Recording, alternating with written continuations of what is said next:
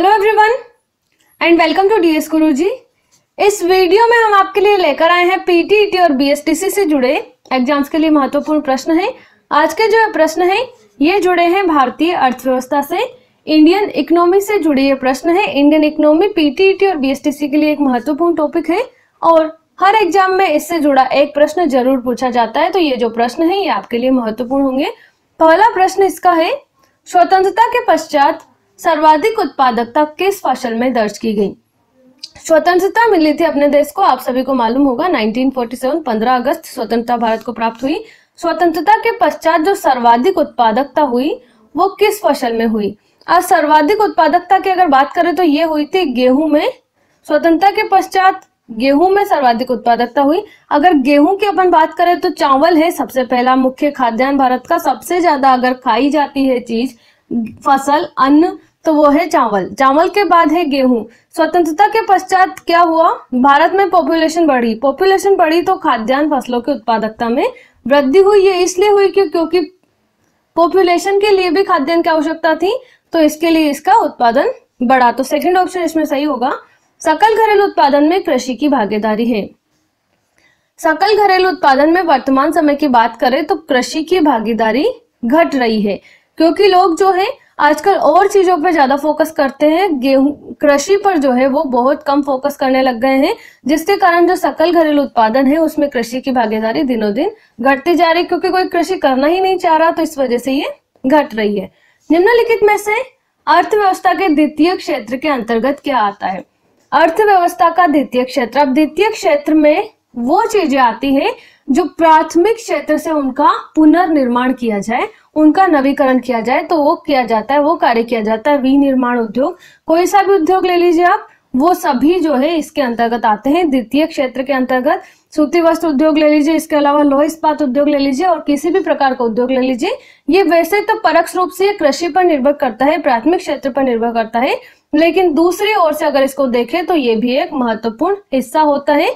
तो विनिर्माण उद्योग इसमें शामिल है, सेकंड ऑप्शन इसमें सही होगा। देश का सबसे लंबा राष्ट्रीय राजमार्ग जिसको अपन NH बोलते हैं, NH मीन्स नेशनल हाईवे, ये कौन सा है? तो ये है NH-44। अब इसकी जो विशेषता है, इसकी विशेषता है ये जम्मू कश्मीर से कन्याकुमारी तक फैला हुआ है।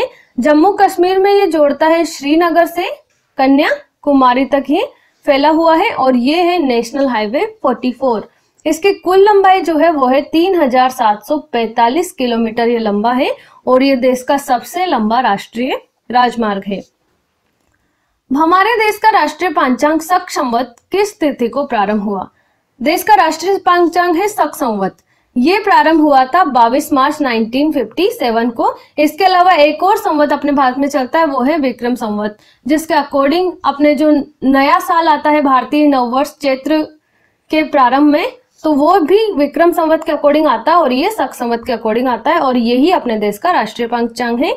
यहाँ पर जो है 22 मार्च 1957 को स्टार्ट हुआ था, थर्ड ऑप्शन इसमें सही होगा। देश में योजना आयोग के स्थान पर नवगठित आयोग है।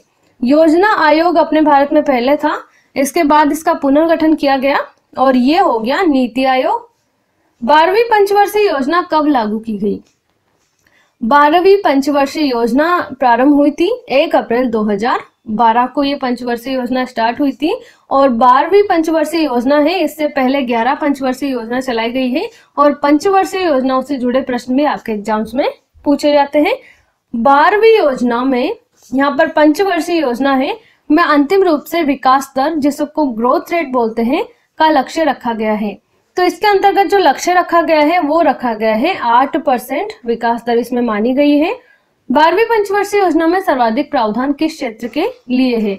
इसमें सर्वाधिक प्रावधान किया गया है सामाजिक सेवाओं के लिए। अब सामाजिक सेवाओं में आते हैं, परिवहन आता है, संचार आता है, इसके अलावा हॉस्पिटल्स वगैरह में जो सेवाएं दी जाती हैं वो सभी सामाजिक सेवाओं के अंतर्गत शामिल है। कुल सार्वजनिक परिव्यय के हिसाब से अब तक की सबसे बड़ी पंचवर्षीय योजना है। कुल सार्वजनिक परिव्यय के हिसाब से मतलब उसमें कितना ज्यादा खर्च किया गया, अब तक की सबसे बड़ी पंचवर्षीय योजना है तो वो है 12वीं, यही जो है सबसे बड़ी पंचवर्षीय योजना रही है। राज्य की 12वीं पंचवर्षीय योजना में सर्वोच्च प्राथमिकता किस क्षेत्र को दी गई? राज्य का मतलब अपना राज्य राजस्थान के बारे में ये पूछा गया है। तो राजस्थान में जो है 12वीं पंचवर्षीय योजना में सर्वाधिक जो प्राथमिकता दी गई है वो दी गई है ऊर्जा के क्षेत्र को। देश में किस राज्य की 12वीं योजना का आकार सबसे अधिक है? 12वीं पंचवर्षीय योजना का आकार सबसे अधिक है वो राज्य है आंध्र प्रदेश। संपूर्ण देश की 12वीं योजना पिछली योजना के वास्तविक व्यय से आकार में कितने प्रतिशत अधिक है? ये वास्तविक व्यय से आकार में अधिक है 108.6%, ये अधिक है 11वीं पंचवर्षीय योजना के अनुसार। भारत में योजना निर्माण के बाद अंतिम स्वीकृति प्रदान करने वाली संस्था है। योजना निर्माण के बाद जो अंतिम स्वीकृति प्रदान करने वाली जो संस्था है वो है राष्ट्रीय विकास परिषद। नीति आयोग का अध्यक्ष होता है। नीति आयोग का गठन किया गया योजना आयोग के पश्चात। योजना आयोग का नाम बदलकर नीति आयोग का इसका गठन किया गया है। तो इसका जो अध्यक्ष होता है वो होता है प्रधानमंत्री। हमारे राज्य चिन्ह में लिखा हुआ शब्द सत्यमेव जयते कहाँ से लिया गया है? भारतीय राज्य चिन्ह जो है वो आपको मालूम है कौन सा चिन्ह है, और इसमें जो है सत्यमेव जयते लिखा हुआ है। तो ये जो शब्द लिया गया है ये लिया गया है मुंडकोपनिषद से। राष्ट्रीय विकास परिषद का अध्यक्ष होता है। राष्ट्रीय विकास परिषद का अध्यक्ष भी प्रधानमंत्री होता है। जिस तरह से नीति आयोग का अध्यक्ष प्रधानमंत्री होता है, राष्ट्रीय विकास परिषद का अगर गठन किया जाता है तो उसका अध्यक्ष प्रधानमंत्री को बनाया जाता है। योजना अवकाश के 3 वर्ष थे। योजना अवकाश के जो 3 वर्ष थे वो थे 1966 से 1969। केंद्र राज्य वित्तीय आवंटन किसकी संस्तुतियों से होता है?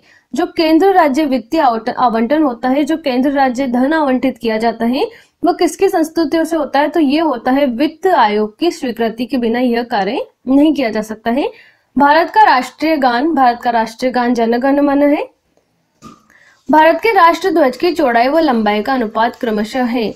भारत की राष्ट्र ध्वज की चौड़ाई और लंबाई का अनुपात क्रमशः होता है 2:3। भारत का राज्य चिन्ह कहाँ से लिया गया है? भारत का राज्य चिन्ह लिया गया है अशोक के सारनाथ स्तंभ से। इसके बाद अपना अगला प्रश्न है, हमारे राष्ट्र ध्वज में सबसे ऊपर कौन सा रंग है? राष्ट्र ध्वज में सबसे ऊपर रंग जो है वो है केसरिया रंग। हमारे देश का राष्ट्रगीत किसके द्वारा रचा गया? हमारे देश का जो राष्ट्रगीत है ये रचा गया था BC चट्टोपाध्याय के द्वारा। हमारे राष्ट्रगान को आधिकारिक रूप से कब अपनाया गया? यह अपनाया गया था 24 जनवरी 1950 को। हमारा राष्ट्रीय वृक्ष है बरगद। हमारे देश का राष्ट्रीय पशु है बाघ या चीता। हमारे देश के राष्ट्रीय गान को गाने में संपूर्ण समय निर्धारित है, तो इसके लिए 52 सेकंड्स का टाइम लगता है।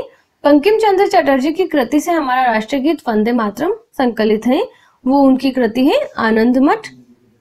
UNDP की वर्ष 2016 की मानव विकास रिपोर्ट के अनुसार संपूर्ण विश्व का HDI है, इसको तो बोला जाता है यूनाइटेड नेशंस डेवलपमेंट प्रोग्राम। और HDI जो होता है ये होता है मानव विकास सूचकांक, ह्यूमन डेवलपमेंट इंडेक्स जिसको बोला जाता है। अभी मानव विकास रिपोर्ट है, इसके अनुसार जो संपूर्ण विश्व का HDI है मानव विकास सूचकांक है वो है 0.711। HDI रिपोर्ट के अनुसार भारत का 188 देशों में मानव विकास सूचकांक में कौन सा स्थान है? तो इसमें भारत का जो स्थान है वो है 131वें स्थान पर अपना भारत रहा है। मानव विकास सूचकांक की गणना में निम्न में से किन किन मानकों को शामिल किया जाता है? मानव विकास सूचकांक की अगर गणना करनी हो तो इनमें जिन जिन मानकों को शामिल किया जाता है वो है स्वास्थ्य, शिक्षा और जीवन स्तर। इनके आधार पर पता लगाया जाता है कि वहां का जो क्षेत्र है उस किसी भी क्षेत्र में मानव विकास कितना हो सकता है। अगर शिक्षा का स्तर ऊंचा है तो मानव विकास का स्तर भी बढ़ेगा, जीवन स्तर अधिक है तो मानव विकास का जो इंडेक्स होगा उसमें भी बढ़ोतरी होगी। और शिक्षा ये भी एक महत्वपूर्ण हिस्सा होता है मानव विकास सूचकांक को ज्ञात करने का। 4th ऑप्शन इसमें सही होगा। मानव विकास सूचकांक का अधिकतम मान हो सकता है, इसका अधिकतम मान हो सकता है 1 से अधिक ये नहीं जा सकता। UNDP द्वारा जारी मानव विकास सूचकांक का मूल्य स्थित होता है, ये मूल्य स्थित होता है 0 से 1 के बीच, ना तो इससे ज्यादा होता है और ना ही इससे कम होता है। मानव विकास सूचकांक का प्रकाशन सर्वप्रथम कब हुआ? इसका प्रकाशन हुआ था सर्वप्रथम 2002 में। मानव विकास रिपोर्ट का प्रकाशन किसने किया? मानव विकास रिपोर्ट, ह्यूमन डेवलपमेंट रिपोर्ट जो है इसका प्रकाशन सर्वप्रथम किया गया था नीति आयोग के द्वारा। वैश्विक मानव विकास रिपोर्ट का प्रकाशन किया जाता है जो वैश्विक मानव विकास रिपोर्ट है इसका प्रकाशन किया जाता है यूएनडीपी के द्वारा। यूएनडीपी द्वारा मानव विकास सूचकांक का सर्वप्रथम प्रकाशन किस वर्ष किया? इसका सर्वप्रथम प्रकाशन हुआ था 1990 में।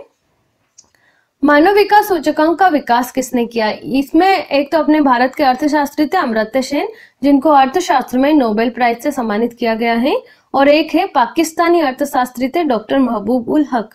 इन्होंने जो है मानव विकास के लिए रिपोर्ट प्रस्तुत की और इन्हीं ने इसका विकास किया। तो ये दोनों ही यहाँ पर सही होंगे, फोर्थ ऑप्शन इसमें सही हो जाएगा। तो दोस्तों ये थे पीटीईटी और बीएसटीसी से जुड़े आगामी एग्जाम्स के लिए महत्वपूर्ण प्रश्न है, इंडियन इकोनॉमी से जुड़े प्रश्न हैं। इस वीडियो में इतना ही। बाकी जानकारी के लिए आप डीएस गुरुजी के साथ जुड़े रहें and thank you so much. Thanks for watching.